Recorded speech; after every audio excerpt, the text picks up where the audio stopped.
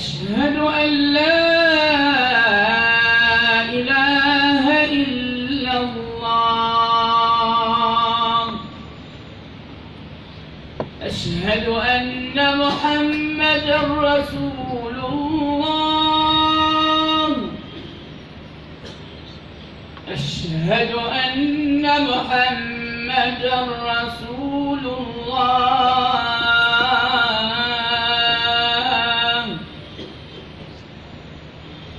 حي على الصلاة حي على الصلاة حي على الفلاح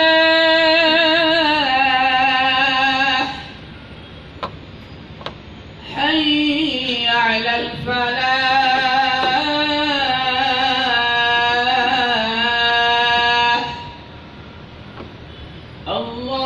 الله أكبر الله أكبر لا إله إلا الله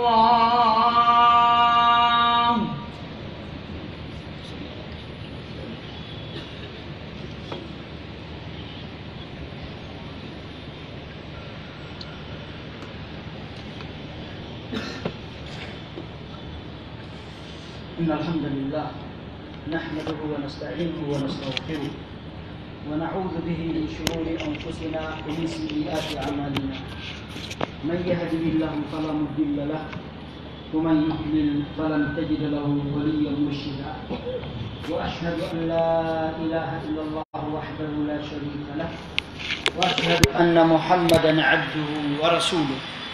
بلغ الرسالة وأدى الأمانة نصح الأمة وكشف الغمة وجاهد في الله حق جهاده حتى أتاه اليقين أرسله الله بالهدى ودين الحق ليظهره على الدين كله ولو كره المشركون فتح الله به أعينا عميا وآذانا صما وقلوبا غلفا ثم ما بعد أيها المؤمنون أوصيكم ونفسي بتقوى الله جل وعلا التي هي وصية الله تعالى في الأولين والآخرين لقد قال جل في علاه ولقد وصينا الذين أوتوا الكتاب من قبلكم إياكم أن اتقوا الله وإن تكفروا فإن لله ما في السماوات وما في الأرض وكان الله غنيا حميدا سبجوب تدوب أيتي الله سبحانه وتعالى ودو الله مودو تدودو ودو كو يتيري يتدو هورمو مهاتو جنا يتوري غو en yettimo en jarnimo e dow ɗiɗo nemaji makko mawɗi tedduɗi ɗi woni en bagorde jemma e ñalorma bimbi e kikiɗe torki mo kanko Allah subhanahu wa ta'ala ɗi waɗi jiya makko yettoɓe mo jarnamo en seedike nelal nelaɗon sallllahu alayhi wa sallam en seeditanike ɓe kadi ɓe yettini ha timmi en torki Allah ɓeɗo jammi kissi e teddugal e dow maɓɓe o sahabaɓe maɓɓe e ɓengureji maɓɓe e kala wattiɗo batteji maɓɓe ha ñande dalngal dari ɓaawo ɗum mi wasiike hoore an e onon en fof ƴen hawtu hulen Allah subhanahu wa ta'ala nde tawno ko ɗum ɗon woni hunde mawde tigi tigi nde Allah subhanahu wa ta'ala waɗi sabu woodini denndangal ko wooda ko wi ha hulugol mo haqiqine e hoore leydi ndi haray Allah subhanahu wa ta'ala e yurmede makko e nemaji makko himo waɗani en ko wonta sabu he hulenmo haqqinɗinen ko tagiri en kon o woodini en e hoore ndiɗo ɗen leydi ɗum waɗani en sabu ɗum ko ɗum waɗi neɗɗo on o wawi wonde hulɗo Allah o so ƴetti ɗin sabuji ɗon o gollitiri ɗin sabuji ɗon ko ɗum ɗoni laawol hewtinayngol ngol e kulol Allah subhanahu wa ta'ala Allah subhanahu wa ta'ala wiya wattaqullaha wa'lamu annakum mulaquh hule Allah andon onon e Allah on hawroyay ko neɓuɗon ɗo ñande goo a taway ko yeeso Allah subhanahu wa ta'ala dariɗa wa ila rabbika yawma idinil mustaqar wona yehede kon fuu garvatiron ha yeeso Allah subhanahu wa ta'ala tawa hoorema yeeso Allah ne ñande noon on tigi o landite kuuɗe makko ɗe o feƴƴiniɗen e nder ɗon ɗo gurdan ila ñande o jibina ha ñande o maayi ko ɗum waɗi Allah subhanahu wa ta'ala heno hulɓinira en nden ɗon hunde ko ɗum woni hawroygol e makko yo tawa neɗɗo daiman e abadan hara ɗum ɗon no ka wonki makko himo andita ɗum ɗon e alhaali makko fuu himo andita enede ñande goo taway himo dari yeeso Allah subhanahu wa ta'ala wattaqullaha wa'lamu annakum ilayhi tuhsharun hule Allah andon ko on moɓoyteɓe yeeso Allah subhanahu wa ta'ala kon darnoyteɓe yeeso Allah subhanahu wa ta'ala landiteyo ɗum nde ɗo hunde si tawi hinde ka wonkima kiɗa wondi e mayre kiɗa jemma e ñalawma bimbi e kikiɗe a settali nde ɗo ɗum wonay sabu ɗaɓɓita ko Allah tagirma kon wonay sabu golla ko Allah tagirma kon fii ɓay hiɗa anndi nde ɗo ñalande no woodi daɗal ngal ma perdi ɗin ko yeeso Allah subhanahu wa ta'ala ɗum waɗi Allah no jantano e nemaji buy o holla en façon no wurɗidiri nemaji e hoore meɗen o sakkitora annintingol en fi nde ɗo ɗen ñalande se daari corteji buy en tawi ko ɗum Allah subhanahu wa ta'ala holta wola fi nemaji ɗi o nemine immorde e ñametteji e koltuji e fowtareji kono sakkitora wigol mata'an lakum wa li an'amikum ko dakmitande gurdan aduna onon e nemoraji moɗon o wattana e yeeso ɗon fi andintingol e nde ñalande falyanzur insanu ila ta'ami anna sababna alma'a sabba thumma shaqaqna al-arda shaqqa fa anbatna fiha habban wa 'inaban wa qadban wa zaytuna wa nakhla ha Allah subhanahu wa ta'ala wi mata'an lakum wa li an'amikum fa idha ja'ati as-sakha si tawi woni darngal ngal aroyi ay fi wata neɗɗon hoditor ɗi nemaji ɗo woni o aduna ɗum yejjintinamo daroyagol yeeso Allah landite kuuɗe ɗo woni huwude ɗen Allah wi'ay wa ma utitum min shay'in fa mata'ul hayati dunya wa ma inda Allahi khayrun wa abqa lilladhina amanu wa ala rabbihim yatawakkalun kala ko okka ɗon e hunde ka aduna ɗo ko nde mawni o ko nde weli o ko nde foti o ko nde moƴƴi o ya andu ko dakmitande gurnan aduna ko weli foti lannayɗo mata ko hunde lannayde imma jommum lanna acca ma kañum lanna acca jommum kono duumotako ko wiyete mata wa farihu bil hayati dunya wa mal hayatu dunya fil akhirati illa mata ɓe weltori gurdan aduna ko wonɗum woni gurdan aduna tele lahara sina ko lannata ko ɗum woni aduna tele lahara ko lahara woni ko heddoto wala al akhiratu khayrun wa abqa ko lahara moƴƴi ko ɗum kadi woni ko heddoyto ko ɗum waɗi ƴoyre nden fuu ko yanganagol ka aduna ɗo fi lahara mum on ɓay ko to woni ko heddoto ko ko ɗum si Allah subhanahu wa ta'ala ɗum ɗo o raɓɓiɗinaki ɗum ɗo ka deftere makko andintingol tagore nden fi nde ɗo ɗe hunde e kala alhaali ko nangata golle ko gollata e nder ɗan ɗo gurdam yo taw harano e nder programme ji ma ɗin andutugol fi nde ɗo ñalande huwa alladi ja'ala lakum al arda dhalulan famshu fi manakibiha wa kulu min rizqi wa ilayhi nushur kanko eltani on ndi leydi on waɗa e mayri ko faala ɗon yehe e mayri ko faala ɗon golle e mayri ko faala ɗon kono andite no yeeso moɗon dariyagol yeeso Allah subhanahu wa ta'ala fi hon ɗum fi on andu kala golle ɗe golloton heɓilano ɗon nde ɗo ñalande par ce que koye juhal nde arata la ta'tikum illa bakta Allah wi arata on sina e juhal ta nde ngal juhal no ara haraɗa heɓili ko wallatama ɗum wo ko anditugol fi nde ñalande ɗo anditugol wondema hi gurdam ko ɗan juuti o hiɗa mari hattode wonandema ɗa mari hattode wonande tagorne fof ayomi wattu hakkille ɗe golle ɗe mi gollata o entreprise momoni fondude o société momoni fondude ɗe golle ɗumon nadde mum yomi anditu mi iway ɗo mi acca ɗum ɗo ɗo ma ɗum ɗo lanna e accalan ɗo mi landito e tafi ɗum ɗo yeeso Allah subhanahu wa ta'ala ɗum wallete ha golla golle ɗe no ɗe haniri noon ko ɗum waɗi ka sotu Hud annabi Hud alayhi salatu wassalam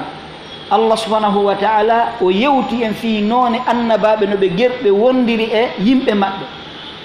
no ɓe yottiniri e yimɓe maɓɓe no yimɓe maɓɓe sakkoriɓe no ɓe lettira no ɓe gerdiri ha ka sakkito ɗum waaju wonande en Allah subhanahu wa ta'ala wi inna fi dhalika la aya koko feƴƴi ɗo fo ila annabi Nuh Allah janti ha mbi annabi Shu'aib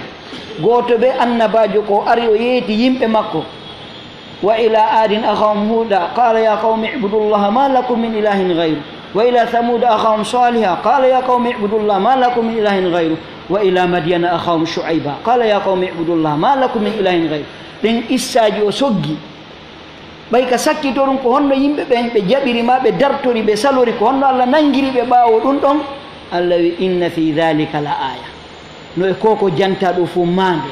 tasakuye liman khafa adab al akhirah wonande on huluɗo lette ɗe lahara wonan ɗon huluɗo daro yaade yeeso Allah subhanahu wa taala tawa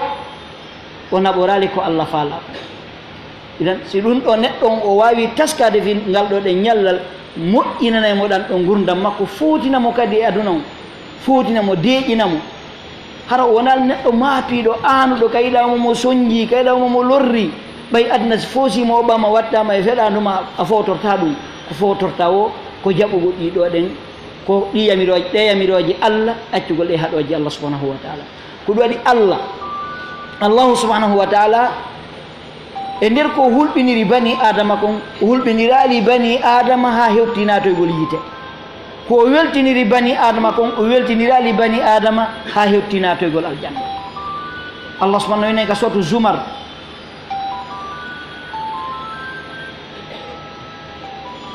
Allah subhanahu wa taala ka sotu zumar dali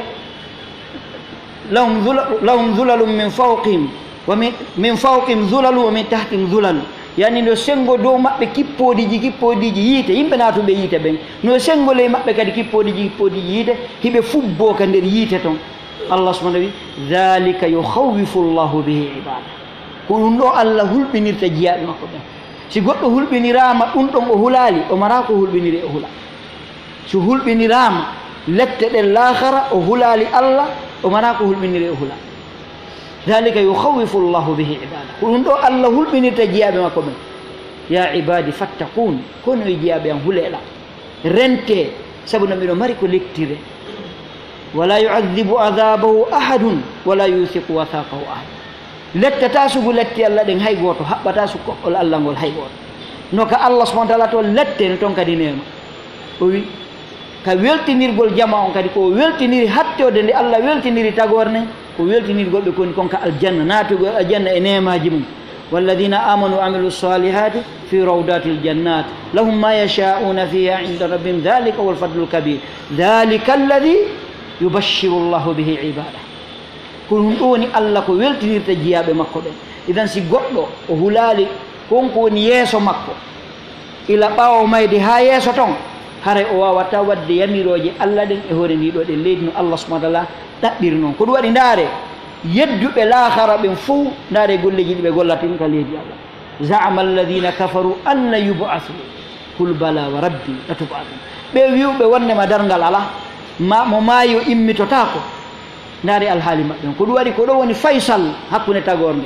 hakkunde julɗo e keefeero ko ɗo hakkunde julɓe ɓen kadi ko ɗo kono ɓe ɓurdiri jaɓɓirde ɗum ɗo wo ɓe ɓurdi ñiiɓirde e diina Allah kam kono ɓe ɓurɗir kono no on tigi raɓɓindino ɗo ko noon raɓɓindino kadi e diina Allah kam ko waɗi anditugol fi nde ɗo ɗe ñalande wonda e nde ɗo ñalande andita ñande goo hewtay tawa pellet o sutiki ka Allah subhanahu wa taala ɗum ɗo no wallito neɗɗon e waɗugol gurdam makko ɗan doyi e ɗaɓɓirgol no hani ɗaɓɓirde e wurigol no hani wulirde e ñiiɓugol e diina Allah subhanahu wa taala kan yo Allah subhanahu wa taala arsiku en ɗum raɓɓinɗinagol e ɗum ɗon ko ɗum woni raɓɓinɗinagol e diina mum kam ko ɗum Allah subhanahu wa taala wi wattaquhu wa aqimu salata hule Allah subhanahu ñinno julde ne anditugol fi ton wonay sabu ñinna julde anditugol fi ton wonay sabu siko a fewniɗo zakka itta anditugol fi ton wonay sabu jokka enɗan anditugol fi ton wonay sabu wondira e ɓeygure ma no haniri anditugol fi ton wonay sabu huwodira e tagorde no haniri idan kono ɗum ɗon timmiri o timminirɗa ɗum ɗo kono ɗum ɗon manquiri o manquinirɗa ɗum ɗa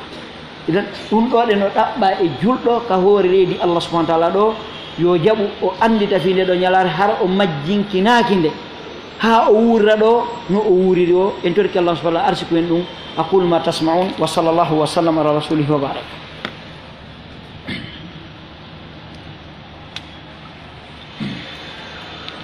alhamdulillahi wa kafa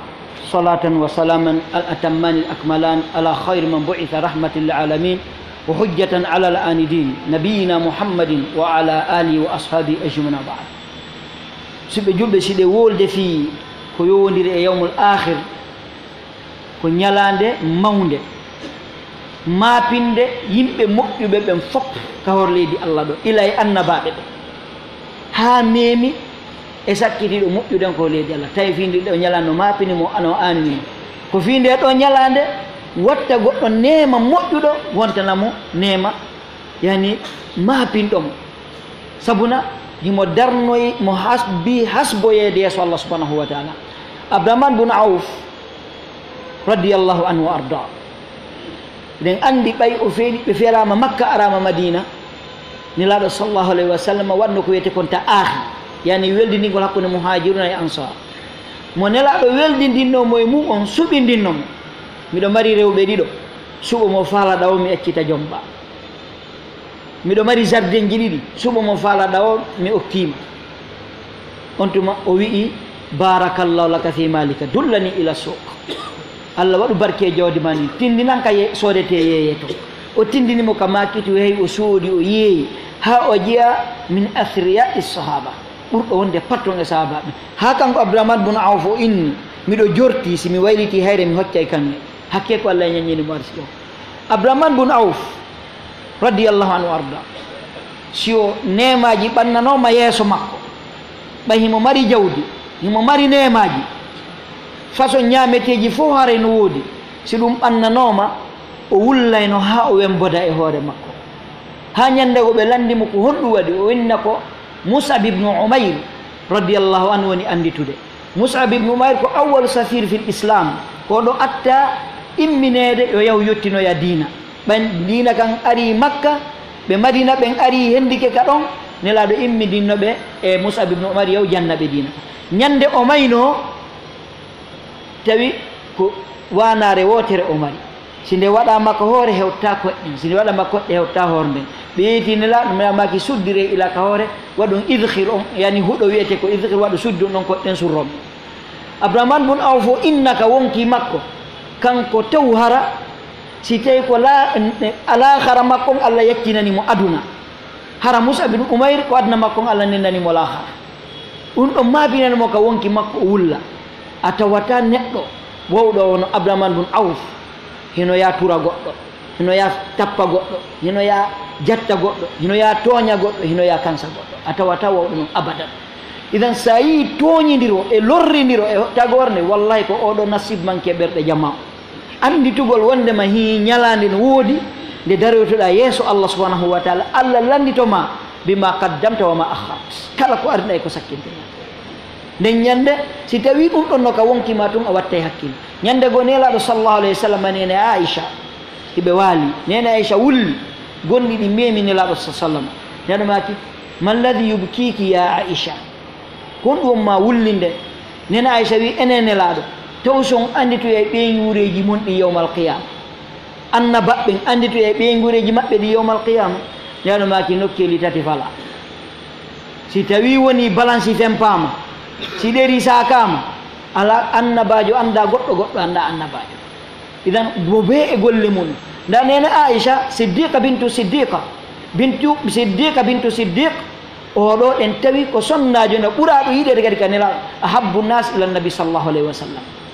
taw ɗum ɗo no mapinimo ka wonki makko no aninimo. idan juɗɗo ko noon hani wore, ta ɗum ɗo no aninimo ka wonki makko, hino mapinimo ka wonki makko, ko honno o rentorta, ko honno o daroyta yeeso Allah subhanahu wa ta'ala himo daɗi. Aboubacry Siddiq radiyallahu anhu bada an bashara nabi sallallahu bil janna, ɓawo nelaɗo weltinirde mo Aboubacry na Allah wilan sa mayi ko aljanna natta. ɓawo ɗum aya goto no ko suratu Zumar, so jangganoma seydna Aboubacry wullayno ha o ɓe jamo mapode hoore maɓɓe. hombo noon aya wa bada lahum min Allahi ma lam yakunu yahtasibun, feeñannoyeɓe ka Allah konko ɓe sikkano ko non wonirta. Allah yo feeñannoy en taw ko noon falira en. Aboubacry Siddiq bada an bushira bil janna, ɓawo weltinirede o naata e aljanna, wala sakka o sikkitaki habaru nelaɗon sallallahu alayhi wa sallam. kono oɗo aya si jangganoma o wullayno o hajama o mapoda e hoore mum fi lahara. Umar bun Khattab radiyallahu anhu aya goto ko sotu Tur, yawma yud'una ila nari jahannama da'a. oɗo aya kangal si jangganoma o wullayno ha o ronde o natte ka suudu. ɓeɗo fof ɓaɗo annelaɗo weltinirdeɓe ɓe naata e aljanna. idan neɗɗo o malama e hoore ndi leydi o o heeɓi ɓuttu e deƴere o embere ko o gomɗini ɗum ɗon ko, par ce que simo gomɗini ɗum ɗon o gollata ko lorroytamo. sa yi neɗɗo no golla ko golli ɗo wo, hino waɗa ko waɗi wo, ko nasib makko on e ɗum ɗon manki, yani geɓal makko ngal e tele lahara on manki. si wona ɗum tu wawata wonde. ko ɗum waɗi sahaba ridwanullahi alayhim gurdam maɓɓe ɗam moƴƴiri sabu ɗum ɗon. kamɓe nelaɗo si ɓe jooɗino ko ɗum nelaɗo sallah sallam waajotonoɓe fi lahara ha ñande goo Hanzala radiallahu anhu o tawi simo jooɗi ka nelaɗo o tawi hoore makko imanu no tiiɗi kono so yalti o wono e seeɗa o tawa imanu on joli waro inni aboubacry siddiq ya ababacre inna Hanzala munafiqun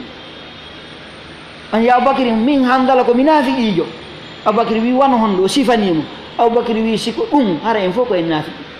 ɓe hewti ka nelaɗo sallam ɓe yeeti nelaɗo maki ya Hanzala sa'atan fa sa'a waɗi ko kenen imanu on toway kenen kadi imanu on jolay non no waɗi piiji jolnayɗi imanu goɗɗo no waɗi piiji tiɗinayɗi imanu goɗɗo insan yatara'a neɗɗo hani wattude hakkille tawi o anda koye fatra hombo Allah ƴettitatamo bi ayil fatratayn yuqbat la yarif idan daiman ta yuhaqqiqu hadha al-ghard al-azim kono sahaba en daiman si ɗiɗo no wondi golle maɓɓe ko ta'alno minu sa'atan si ɓe yahino ha ɓerɗe ɗe yoori ko ɓe nata goɗɗo jogoton ko ta'alno minu sa'atan ɓe ara ɓe janto fi aljanna e fi yiite fi ko woni lahara ha ɓerɗen heewa kadi imanu ɓe moɓeya ko ɗum waɗi e taway probléme ji ɗin hino fanɗi par rapport enen no wonirɗen ɗo hannde ɓay tawi tooñidiro on e lorridiro on e jattidiro on e janfodiro on no ɗuuɗi hakkundeji men sabu wonɗum mankugol andugol ɗum ɗo ma mankugol hoolagol ɗum ɗo yo Allah subahana taala jolni ɗum e ɓerɗe men idan haray noon wonɗum woni gomɗingol lahara laysat il matalibu bitamanni walakinna dunia tukhadu hilaba pijiɗi na yela ko haqiqa yela tun nafata am lil insani ma tamanna neɗɗo hara koyo yelutum menen ko menen ɗum ɗo menen ko ni la Allah subahana taala no wallini laawi ɗi rewata fiya hewtuka malore himo wallini laawi ɗi rewata fiya hewtuka malkisore kaka on tigi faalira idan on tigi ko ɗaɓɓitu sabuji wonejo hewtaka malore ko ɗum waɗi hino jeeya ko goɗɗo haqiqinita iman bil akhira ila ka ñande goɗɗo mum nani mayde ha yiite ma aljanna naate kala ko noon intervalle ɗon ko ɗum wiyete yawmul akhir wa yata'akkadu fi thalathati umur no tenta e piiji tati gogo al imanu bil ba'th wan nushur gomɗingol wondema fellita ene simi maayi mi immintinte mi landite yeeso Allah subhanahu wa ta'ala simi maayi mi immintinte mi landite mi mooɓoye yeeso Allah subhanahu wa ta'ala wa ila rabbika yawma idinil mustaqam si ɗum ɗon gasi tawi ɗa jaɓi ɗum hiɗa hooli wondema na wuura seeɗa maaya pooma ko wuura seeɗa immito pooma daroye yeeso Allah siɗa jaɓi ɗum ɗon jaɓa on ɗum Allah subahana taala wi ɗon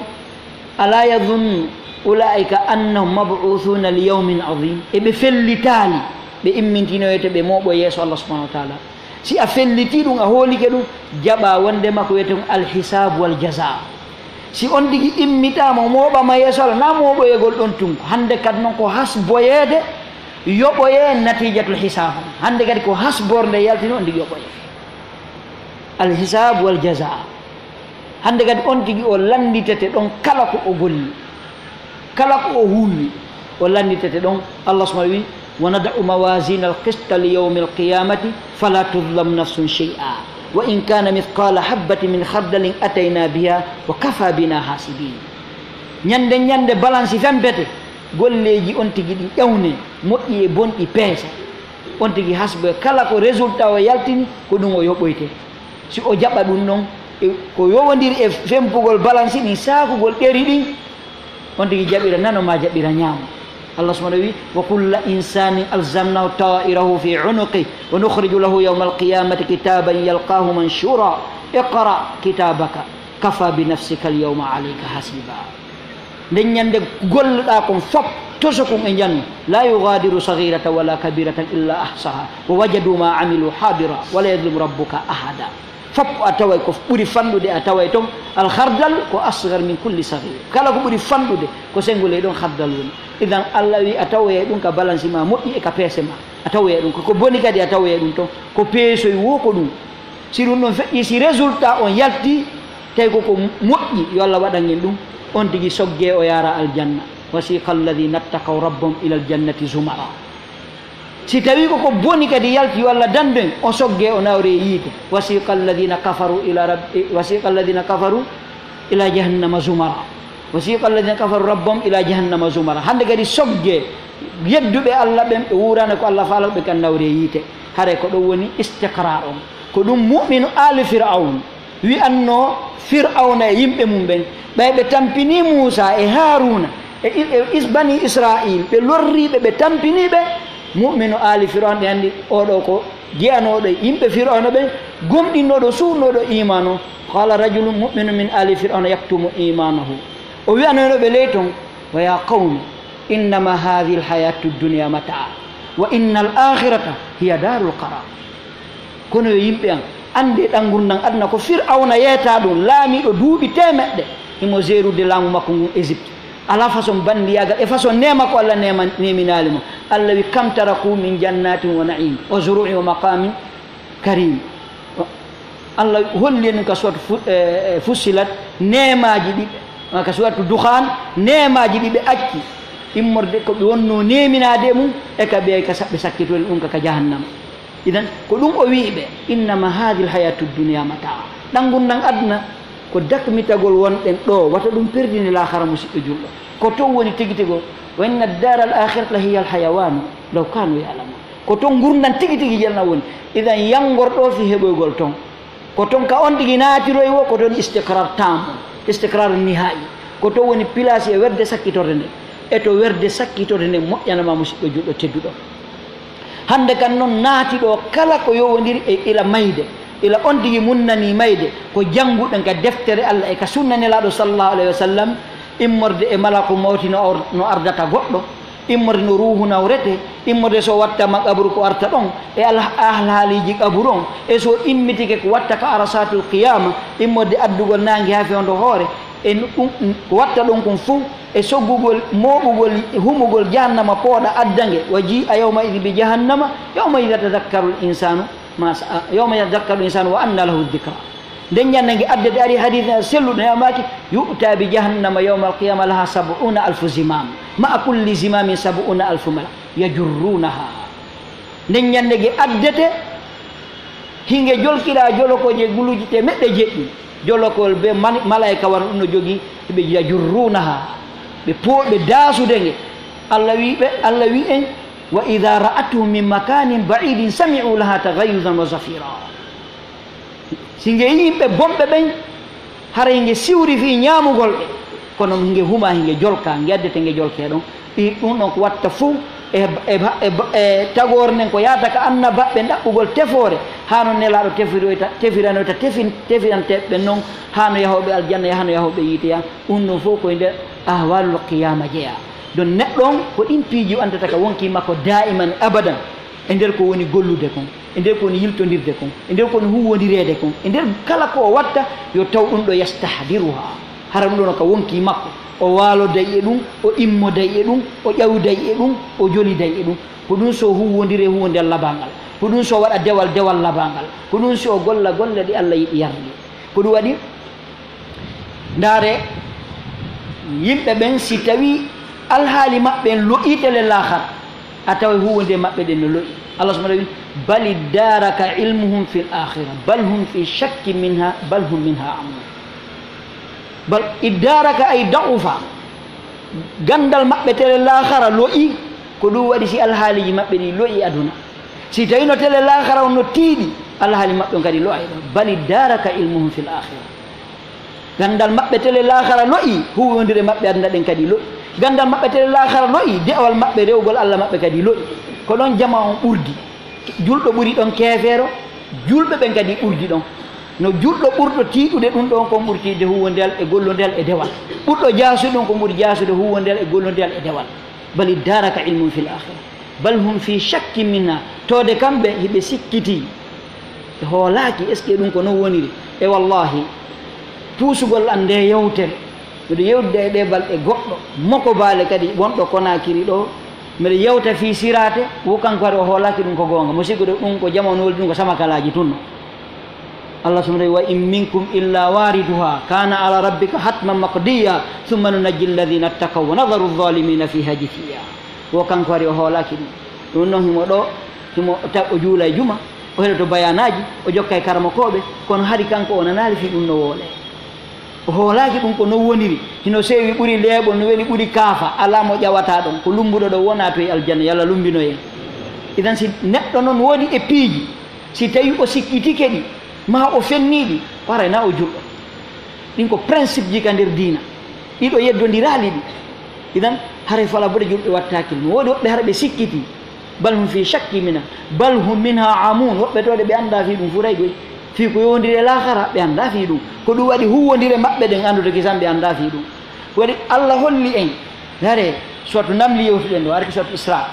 Allah holli en hande kadi ko honto ɓuri aduna on e lahara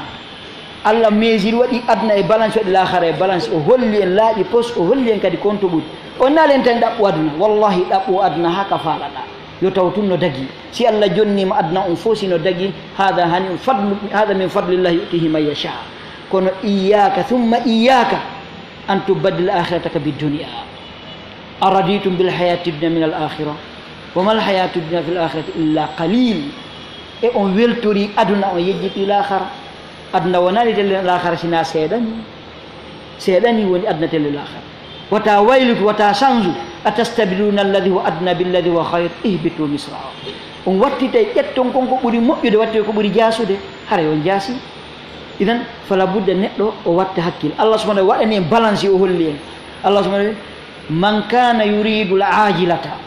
ajjalna lahu fiha ma nasha'u liman nurid thumma ja'alna lahu jahannama yaslaha madhmuman madhura ومن أراد الآخرة وسعى لها سعيها وهو مؤمن فأولئك كان سعيهم مشكورا وكلا نمد هؤلاء وهؤلاء من عطاء ربك وما كان عطاء ربك محظورا انظر كيف فضلنا بعضهم على بعض وللآخرة أكبر درجات وأكبر تفضيلا ɗum qur'ana holluma Allah wi no woodi e woɓɓe ko laa aduna ɓe faala ko yaawi heɓaade kon ko ɗum ɓe ɗaɓɓi ko ɗum waɗi ɓe tefata no ɓe ɗaɓɓira ɗum ɓe mooɓay tun no heɓori o Allah subhanahu wi min yaccinanay noon ɗum on mo men faala yaccinande beru kadi ko men faalamo yaccinande kon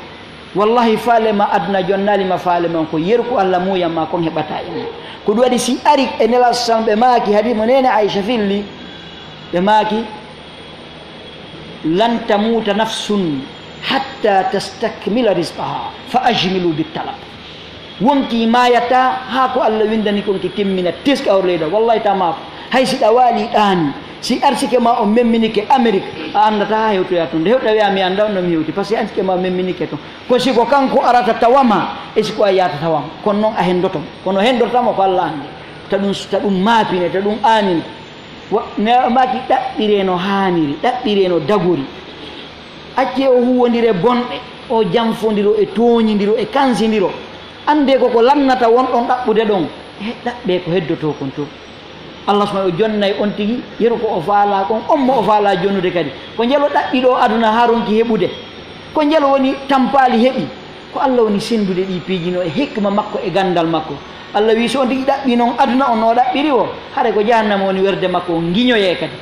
wa man arada al akhira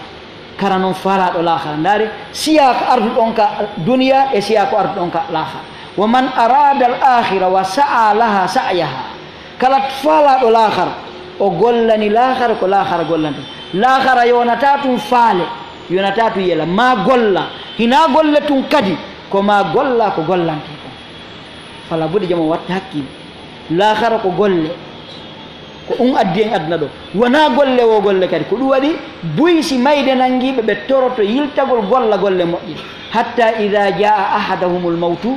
qala rabbi irji'un la'alli a'malu salihan fima tarat la'alli a'malu salihan mi golle o wiyatu la'alli a'mal o wi salihan ay ko wonno ɗo kon hari mo golde ko nana salih ayna ko hawlodire deftere lay sunna nelaɗo ko ɗum waɗi wa sa'a laha sa'yaha si tawi goɗɗo no rewde Allah e hoore deftere Allah nden e sunna nelaɗo on no haniri noon gollodira makko e tagorde no moƴƴi ko ɗo gomɗini lahara man arada al akhira wa sa'a laha sa'yaha wa huwa mu'min fa ulaika kana sa'yuhum mashkura Allah noon waɗi balance on wa kullan numiddu haula'i wa haula'i min ata'i rabbika fof ko ka Allah iwri ko Allah sendi fof jonni oɗa on Allah subhanahu kullan numiddu haula'i wa haula'i min ata'i rabbika wa ma kana ata'u rabbika mahdura dokkal Allah ngal goɗɗo sakkota ko ɗum arsike ko Allah windama ko goddo wado sakkade dum ala aray ha hewtama ma aya ha hewta a hendoto don Allah kanko wadi a hendoto wa fis samaa'i rizqukum ma tu'adu on tum Allah subhanahu wa ta'ala undu o wi andaru ala ndaro gollo ko ndarde tasakuye wana ndaru gotum dum sano wi noko kul inzuru madha fis samawati wal ardi wama tughni al ayatu wan nuzur an qaumin la yu'minun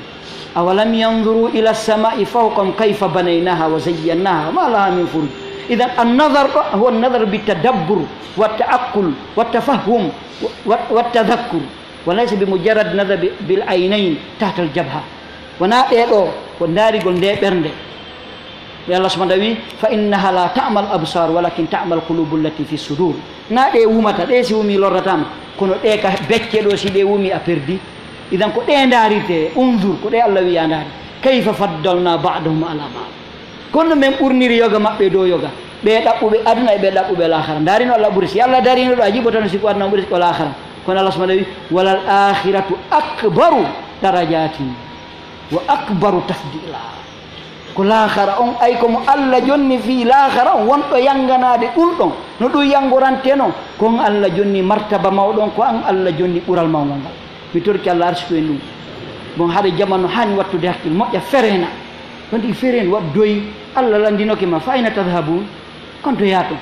in huwa illa dhikrul lil alamin liman sha'a minkum an yastaqim wama tasha'una illa an yasha Allah rabbul alamin alqur'ana yonima do ton fima fop laqad anzalna ilaykum kitaban fihi dhikrukum afala ta'qilun ko nafatama aduna ila akhara fop no ka deftere Allah no ka sunna ne la do sasam yondino run don alaysa Allahu bikafin abda wa yukhawifunaka bil ladina min dun e Allah yonali jiado makon e wallahi Allah no yona idan yondinor ko Allah wadam makon dabbuto ko ton heddoto ko ton moddi ko ton luttata yo Allah arsi ben dabbugol ton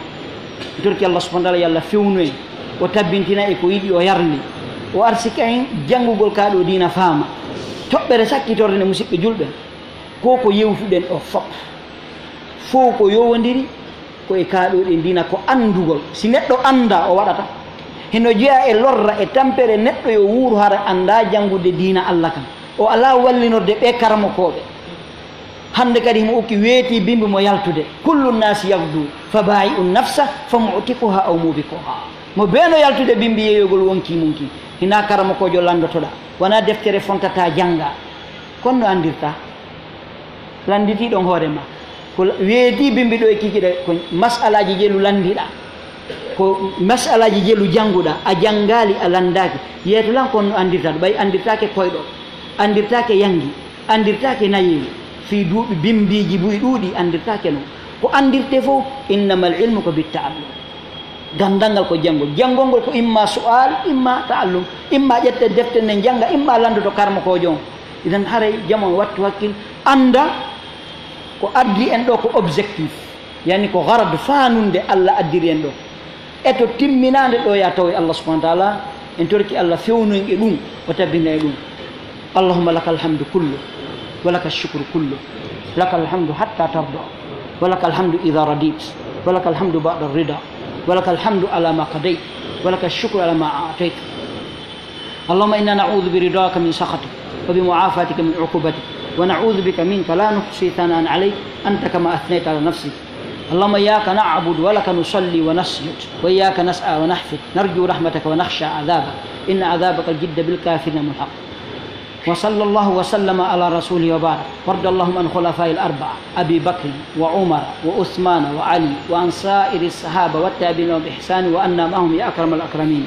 اللهم أعز الإسلام والمسلمين وأذل الشرك والمشركين اللهم دمر أعداءك أعداء الدين إنهم لا يعجزونك يا قوي يا جبار يا متين اللهم نحن عبيدك بنو عبيدك بنو إمائك نواصينا بيدك ماض فينا حكمك عدل فينا قضاؤك نسألك اللهم بكل اسم هو لك سميت به نفسك أو أنزلت في كتابك أو علمت أحدا من خلقك أو استأثرت به في علم الغيب من عندك أن تجعل القرآن العظيم ربيع قلوبنا ونور صدورنا وجلاء أحزاننا وذهب همومنا وغمومنا برحمتك يا أرحم الراحمين اللهم لا تدع لنا ذنبا إلا غفرته ولا مريضا إلا شفيته ولا مبتلى إلا عافيته ولا مسافر إلا بلغته ولا ضالا إلا هديته ولا جاهلا إلا علمته ولا ميتا إلا رحمته ولا حاجة من حوائج الدنيا والآخرة هي لك رضا ولنا فيها صلاح إلا أنتنا على قضائها ويسرتها يا أكرم الأكرمين. اللهم أعزنا في هذه البلاد، اللهم من علينا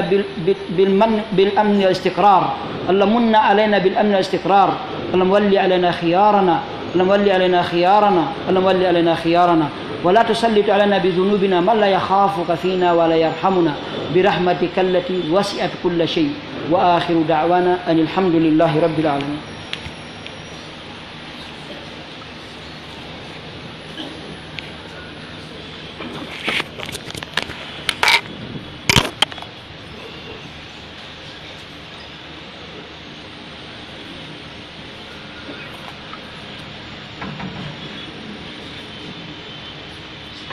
الله أكبر الله أكبر، أشهد أن لا إله إلا الله، أشهد أن محمدا رسول الله. حي على الصلاة حي على الفلاح، قد قامت الصلاة قد قامت الصلاة. الله أكبر الله أكبر، لا إله إلا الله. استووا واعتدلوا. الله أكبر.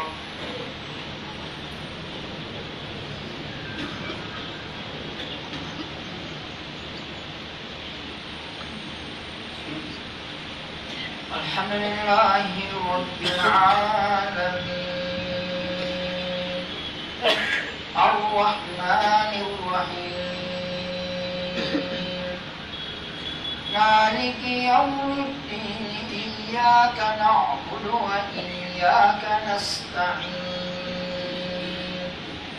اهدنا الصراط المستقيم، صراط الذين أنعمت عليهم غير المغضوب عليهم ولا الضالين.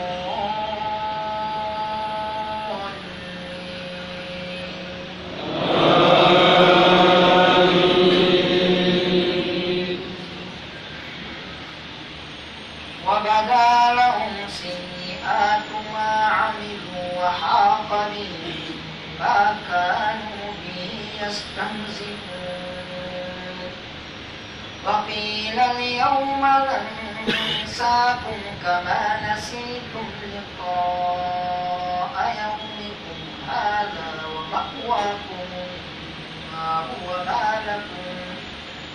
ومأواكم النار وما لكم من ناصرين. ذلكم بأنكم اتخذتم آيات الله هزوا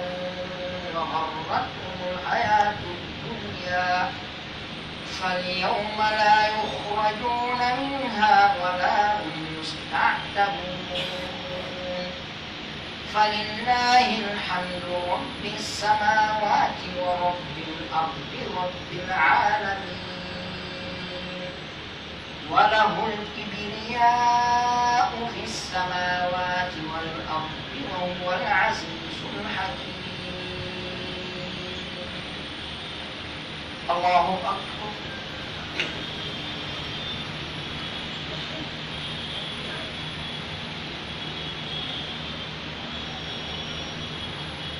سمع الله لمن حمده.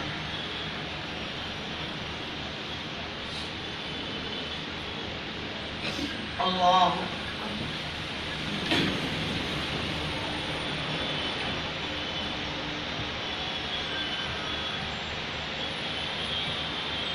الله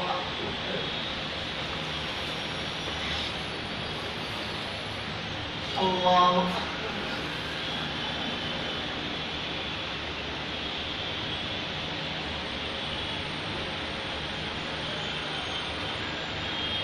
الله أكبر.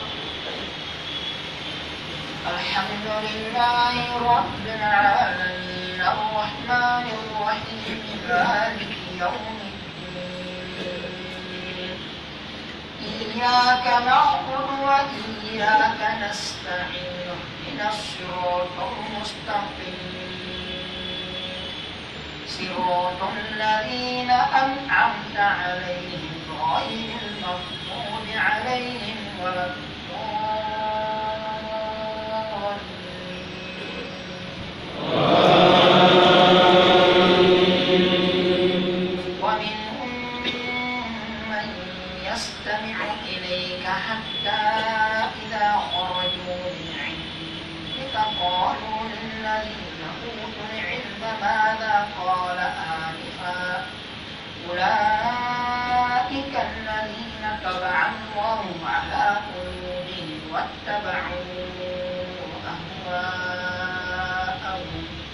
والذين اهتدوا زادهم هدى وآتاهم تقواهم فهل ينظرون إلا الساعة أن تأتيهم بغتة فقد جاء أشراطها فأنى لهم إذا جاءتهم ذكراهم فاعلم أنه لا إله إلا الله واستغفر لذنبك والمؤمنين والمؤمنات والله يعلم متقلبكم ومثواكم. الله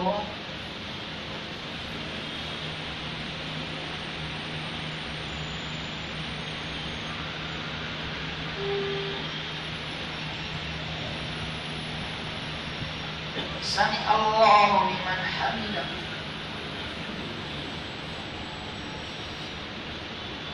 الله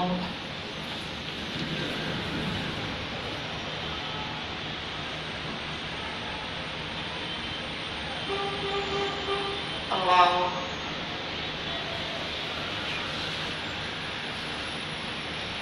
الله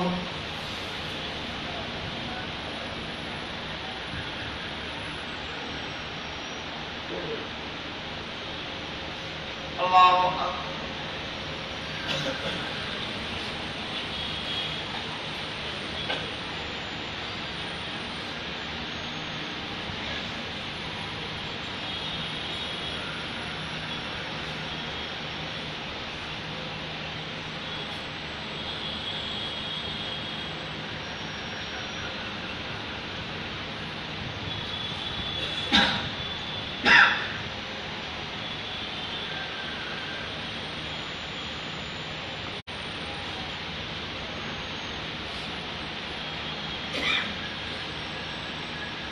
السلام عليكم ورحمة الله. السلام عليكم ورحمة الله. استغفر الله استغفر الله استغفر الله. اللهم أنت السلام.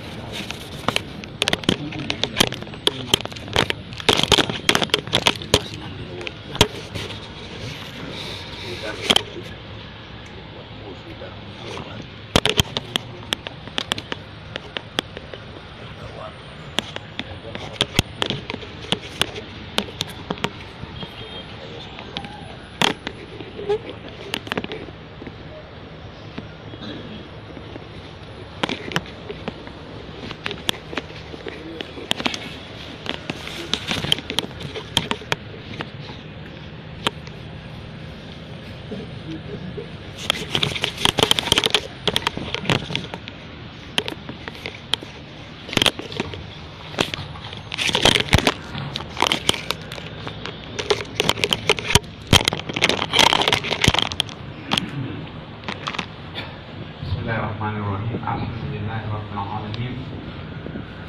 Sallallahu ala sayyidina Muhammad wa ala alihi wasallam. Assalamualaikum warahmatullahi ta'ala wabarakatuh. Pare ko adi komɓe julnuɓen ɗo ko Cheikh Mouhamadou Wuri Sefure siɓɓe meɗen ɓe Dalaba ko wiyete ɗon Sefure e nder Kankalaɓe ko Madina ɓe jangi ɓe ɗo eɓe jannude ɗo ɓe wallitade mon bon ko hikki ɗon kadi ɗo ngeli en heɓuno ɗo fatulde Buy bon aray yimɓe ɓen ka juulirde ɗo imminno délégation ji Buy kadi yeehi o tiwata andude ko feƴƴi ton kon hakke ko tawata no tiiɗi kono ɓayno woodi hara woɓɓe ɓe tawata woti yiidade hay si ɓe yahono yiidaka hari min kadi mi ala ɗo miɗo ɗoyni ɗaɓɓo ɓeydoygol ɗaɓɓude likki haray mi hewtiminni omi aru hande hiwrodira e jama on fewde wotere yahnoɓe yiidaka e ɓe wawano heɓde feere yahu bon joni du'a on en watta e juuɗe cheikh mouhamadou maarufou ba ko woɓɓe kadi no tori ɗo du'a ɗum ɗum fof en waɗa e nde wotere ɗo e ɗum haray no woodi ga haray faaleteɓe landade toɓɓum kumɓe humpa e nder ko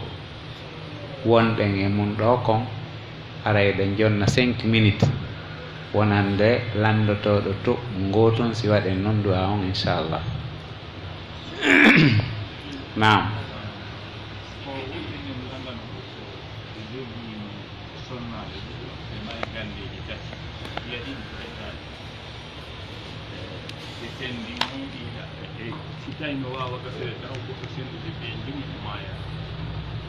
haray ɓeɗo ko landi wo ko siɓɓe meɗen go'o no mari keye cuuɗi étasiji e ko wayi wano mum woyɓe faala sendude hakkude ronoɓe ɓen si tawi ɗum ɗon no wawa wonde ko ɗon landanga haray fi ko yowdiri kon e ndondi en jokkata porto ɓen few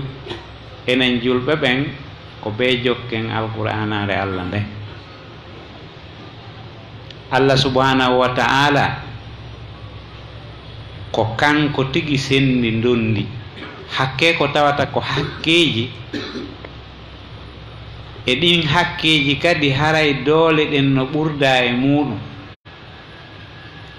sabu yurmegol lo'uɓe ɓen ko alyatima hoy tosokoy koye tawata janɗaali yeeso ɓiɓɓe ɓe tawata janɗi ƴoƴi sutti jawdi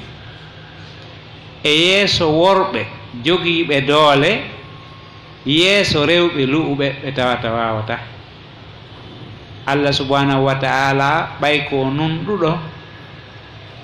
kanko on o hikki e sendugol ndondi ndin o jonni mo be geɓal mum nene e baaba e ɓeygu e ɓiɓɓe worɓe e rewɓe e haaka hatti o jonni fof geɓe muɗum ɗen joni noon siko ambanu adama on sendayno a tawayno wonde hakkille maɗen ko sengo goo naɓirayma kono ko Allah kon kanko ko hikma makko on o naɓiri fewndo ɗo ni hay ɗe balɗe mi nani no wowle e leydi goo wonde rewɓe ɓen no wulliti ɓe wi hiɓe faala yo ndondi ndin fonne hakkunde worɓe ɓen e rewɓe ɓen yo ndondi ndin fonne sina ɗum haray nunɗal ala koye leydi julɓe noon mi nani ɗum no wowle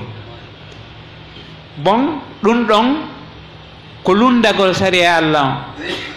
Allah ko kanko sendi ndondi ndin o waɗani ɓiɗɗo gorko on duubul ko ɓiɗɗo debbo on heɓata kon si tawi 300.000 waalike debbo gooto e ɓiɗɗo gorko gooto e ɓiɗɗo debbo ɓiɗɗo gorko on koyo heɓu 200.000 ɓiɗɗo debbo on heɓa 100.000 si an anni ko hakkille ɗen sendirta ɓiɗɗo debbo on ko ni e ni fewndori haray a lundike sariya Allah on dagata ko ka goɗɗo yeƴƴito e ɗum lundo deftere Allah nden mo ñaawirali ko Allah on jippini kon haray on ɗon yeddi Allah subhanahu wa ta'ala joni hay so tawi a miijitike an tigi si on 300.000 sendama hakkude ɓiɗɗo gorko on e ɓiɗɗo debbo on si en inni yo ɓiɗɗo debbo on hendo 150.000 ɓiɗɗo gorko on hendo 150.000 si ɓe sendiri noon joni e misal hara ko hakkille ɗen ɓe sendiri ɓiɗɗo debbo on no hendade 150.000 wallina ɗa ɓiɗɗo gorko on hendo 150.000 wallina ɗa ɓiɗɗo debbo on goɗɗo ara jombamo wattanamo ɗon 150.000 teŋe o yaha o jonnamo suudu o jonnamo oto o jonnamo dépense ɓiɗɗo gorko on maapo kon to heɓirta ɓeygu on 150 million tamo ɓeygu inaafi dépense inaafi yangi ko rondodi e hoore muɗum ko gorko o rondi dongal ɓurgal teddude ngal hay si tawi woni ɗen cenɗe buyno toon ka arsikaji rewɓe no heɓude kono ka dongal ko gorko on jogii ko waɗi ko debbo alɗi o ko gorko on Allah fawi dépense ko alɗi o so itti noon o hokki ko baraji o mari kono nafawaki mo amma ka sendugol dondi dagata ko ka goɗɗo senda himo wuuri ko waɗi ko imma o tooña ma ɗum o bonna ko waɗi haray o lundike deftere Allah nde ko imma inna sariya on nunɗa an hiɗa nunɗude senda no haniri senda noon bonna noon bonnere nde tawata heɓɓitata ko hande kadi ɓay ko an mari mbata e barña Allah na ɗum mari kañum an Allah ko niwoji ɗin woni ndarude ɓiɗɗo gorko hay si tawi ko hande o jibina e ɓiɗɗo gorko heɓuɗo duuɓi 90 si ɓe sendude dondi ara ɓe fota tek madama ɓe fof koɓe ɓiɓɓe ɓiɗɗo debbo jombaɗo yahi ka modi mum no mari jawdi no mari cuuɗi e otoji e piiji fof e ɓiɗɗo debbo mo tawata on yaltali ka bam mum taw hiɓe fota dondi ko si ɓe waɗa e sulhu hakkude maɓɓe ɓe ɓurdindina ɗum ko sulhu noon e nasaria joni noon an on e min feere o ala hiɗen mari bata e barña hiɗen mari ɓiɗɗo ɓuraɗo yiɗede e ɓiɗɗo ɓuraɗo añede e ɓiɗɗo ɓuraɗo lo'ude o no yurmi on si tawi ko an woni sendude ko yurmede nde wonɗa sendirde kumpay ko ganɗo ɗen ko komohum hakkille ala ƴoƴa anda ko waɗete anda ko accete miɗo yurme o amma oɗo emo kiltu kaltunni mo wawi wurande hoore makko ƴetta jawdi accana kullow kon ɗo ɓay neɗɗanke toujours ko low ɗo ɓurata yurminde ndi ko ɗum amma Allah nano Allah ko makko kon ko gorko ni ko tel o jeeyi ko debbo ni ko tel o jeeyi landatake haala makko on hellaka ko lutti ko o debbo an ɗo ɗen ko debbo mo mari famille marɓe jawdi sabu ɗum mi jonnaymo kumbugu hun ɗo ben makko darnanaymo joni étage o debbo ɗo ben makko mara buttere hunde ala ko miskino joni sabu ɗum mi jonnaymo étage o an ko noon sendirta Allah nano ɓeɗo fof koye ley koyɗe gorko goto woni awa ɓeɗo fof no kafi nayaɓal ma jeetataɓal nayaɓal si gorko on mara ɓiɗɗo hay goto jeetataɓal si tawi gorko on no mari ɓiɓɓe kanko ko noon o sendirta ko duwa ko si tawi woni ko enen woni sendude si gorko maayi no acci jawdi mo mari nene mo mari baaba mo mari ɓeygu si ko enen sendata ko ɓeygu ngun hendoto jawdi ndin fof nene e baaba heɓata e fus Allah no andi men yahi sendo nokkoyel goo dondi menen yogaɓe min yahi sendugol dondi nokkeli goo tawi no maapini tawa nene on e baaba on no ɗawa hawka few hay cuuɗi ɗin ɓe yaltiniɓe e muɗum tawa noon hiɓe mari geɓal ka Allah ɓuri debbo on konɓe noon yaltini nene e baaba ko debbo on debbo on raɗi mawɗo on baaba mayɗo on o raɗi nene mayɗo on o pottiniɓe o jaali e jawdi ndin kanko tun o jogiindi hara noon sariya islam on ko sendi kon nene mayɗo on e baaba makko no mari jeego aɓal si ɓiɗɗo no woodi rewɓe ɓen haysi ko ɓe nayo ɓe fof ko jeetata ɓanngal ɓe kafi ɓen ɗon kon mbo ɓuri geɓal na nene baaba ɓuri marde geɓal kono debbo on pottini ɓeeɗa kañum jogii ɗum no wadde nokkeli ɗin fof ko ɗum waɗi goɗɗo sendata donni no wuuri yo accu sariya senduɗo on jonnita an ko waɗanma ko jonnitugol geɓe ko Allah on jonni kon bon